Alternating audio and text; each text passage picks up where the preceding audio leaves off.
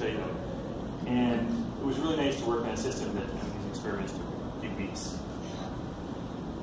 But that being said, the only reason these took a few weeks is because Ian and his lab had been evolving these flies for many, many generations, so I have to acknowledge him.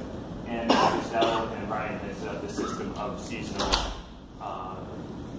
system, which I was then able to jump right in and get things to work very easily. So I'd like to acknowledge them as well. And I'm going to talk today about a system of managed predators and Drosophila.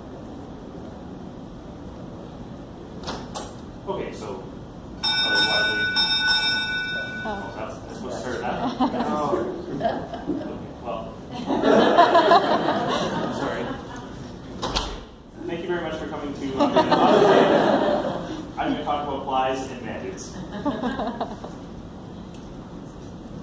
Okay, so FAIR is being recognized as an important mechanism increasingly.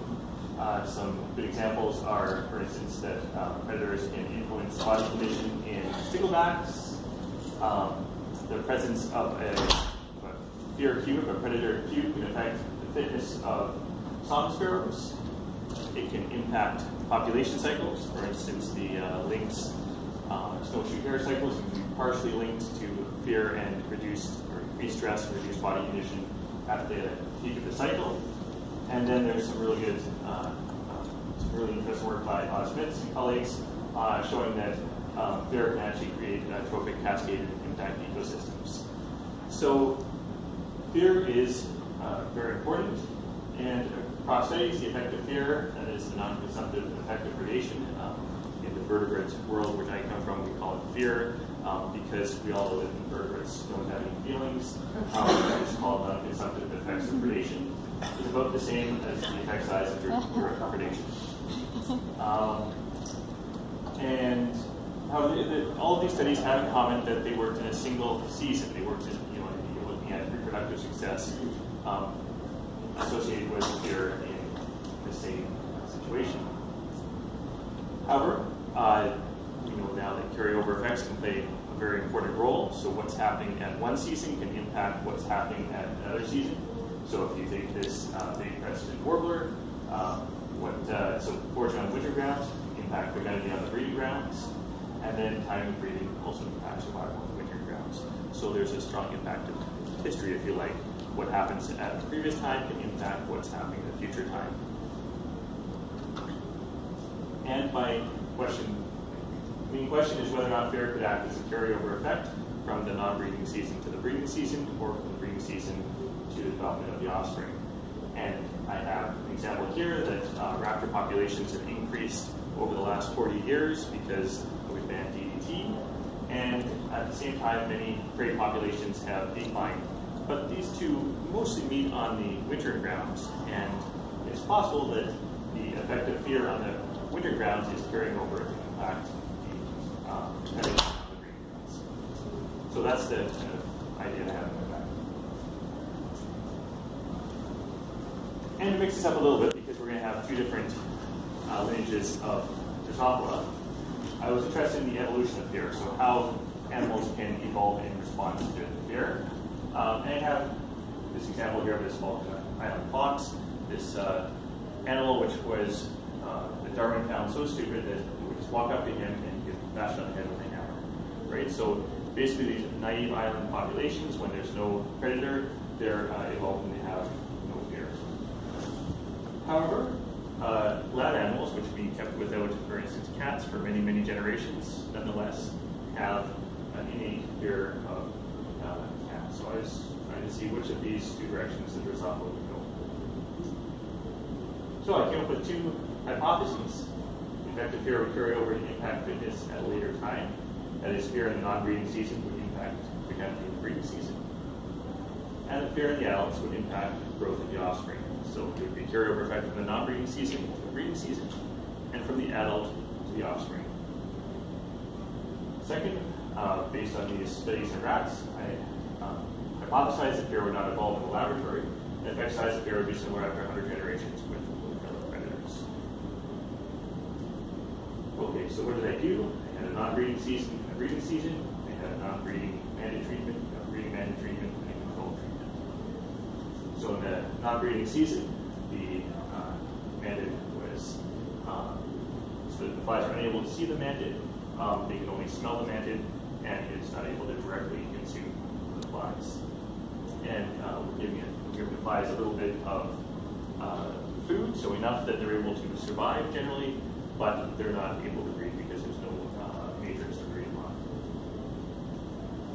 They're then transferred into a breeding season for 24 hours, allowed to breed, and this breeding season either had a mandate for 24 hours previous or not. So we have a non-breeding season with the mandate, a breeding season with the set of the mandate. And then we counted how many offspring were produced. And we did this in 3 different evolutionary lines. A mandated evolved line, which could be with mandates for 120 generations. Control evolved line, 100 generations, exactly the same flies, but without the mandates. And then just a stock population, which was collected in Africa about 40 years ago.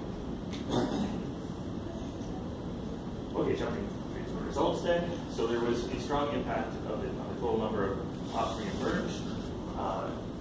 So when we had the mandate in the non-breeding season, the number of the fecundity in the following breeding season was reduced. The approximate reason for this is that the females weighed less afterwards, and so the females appeared to be more stressed in the presence of the predator. They therefore emerged in worse condition and therefore produced fewer offspring. And in fact, the effect of the non-breeding season was greater than the effect of having the predator smell in the breeding season. Although, careful not to compare the two because the treatment was slightly different. So, in addition, in the non-breeding season, but not breeding or control treatment, survival and body mass at the end of the non-breeding season were lower. Then looking at the timing of emergence, you see a strong impact of having mandate in the breeding season, but not so much in the non-breeding or control season. So what happened when we had the mandate in the breeding season is that the flies emerged earlier. The net impact of that was that they ended up being smaller as adults. So the impact of having the predator present when the female laid is that her offspring emerged sooner and were smaller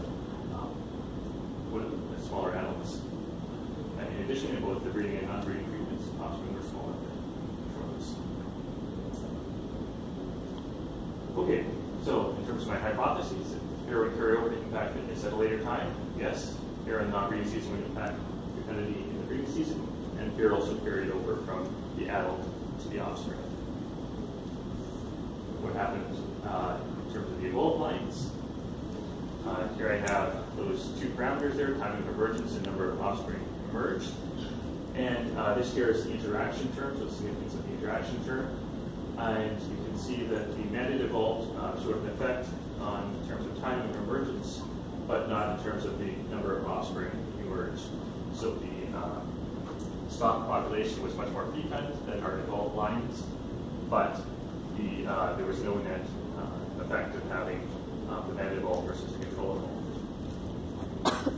However, there was this strong impact of the mandate evolved line with a stronger response to the predator and more individuals emerging earlier. So I can do this in terms of perhaps the adult flies are like island predators, so there's no need to. So in terms of the adult, in the island situation, there's strong competition. I have this backwards. It's supposed to be the islands are like the larval flies and the labs are like the adult flies. But so in the islands, there's a strong competition, and therefore there's a strong cost in terms of being careful, right? And that would also be true of the larval flies. However, in the lab situation, basically there's no cost being careful because they're being fed as much as they need. They have access to tons and tons of food, so there's no reason to involve carefulness. Okay, so have it right here. Yes for adults, no for larvae in terms of the evolution.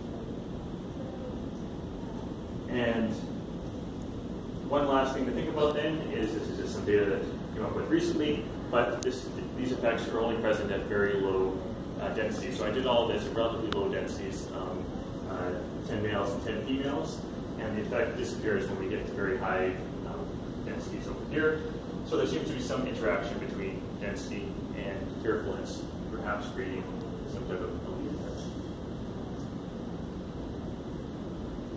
In conclusion, fear can be an important mechanism in ecology. Fear that occurred in the past can carry over to affect the present, and so there's a strong effect of history. Evolving beyond fear is difficult, and fear mostly impacts small populations. I realize this is an academic conference, and this has absolutely no relevance to what's happening in the world today. Please don't sue me. And I'd like to acknowledge all the people that have helped me along the way, Vigna and MSU for evolving standards, and then a number of undergraduate assistants and search for finding more. Does anyone have any questions?